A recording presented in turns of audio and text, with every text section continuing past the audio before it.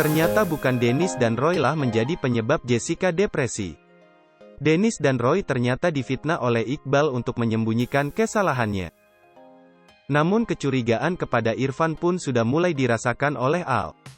Al perlahan akan menyelidiki Irfan tanpa diketahui Andin. Status calon Jessica pun telah terbongkar. Di mana asisten Aldebaran yang bernama Randy lah yang selama ini ditunggu Jessica. Nah, untuk lengkapnya simak sinopsis sinetron Ikatan Cinta pada tanggal 8 Desember tahun 2021 yang ada di RCTI. Sinopsis Ikatan Cinta tanggal 8 Desember tahun 2021. Malam ini, Angga memiliki rencana cerdas untuk menyelamatkan Andin dari sekapan Iqbal dan anak buah Iqbal. Al pun ikut dalam rencana yang Angga rencanakan. Mereka siap membabi butakan pelaku penculikan tersebut. Tapi dia juga yang memfitnah Dennis yang melakukan semua ini.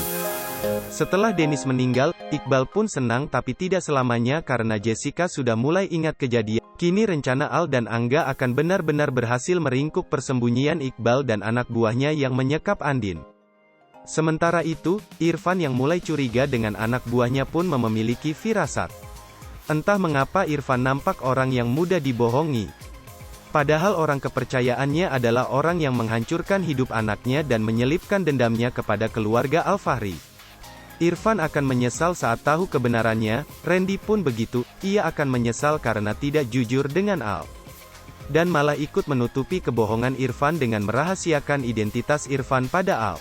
Jangan lupa untuk saksikan kisah selanjutnya sinetron Ikatan Cinta ini di RCTI pukul 19.30 waktu Indonesia Barat. Semoga saja Pak Sutradara berhenti untuk membuat penonton geram dan mencari alur lain untuk diceritakan. Oh iya, maaf kalau infonya kurang valid ya, karena bocoran ini adalah informasi tak resmi dari sejumlah sumber, yang mungkin saja berbeda dengan tayangan aslinya. Soalnya hanya para pemain, sutradara dan stasiun televisinya lah yang mengetahui skenario sebenarnya. Di episode sebelumnya, terlihat Bu Rosa berhasil membujuk Reina untuk mau makan.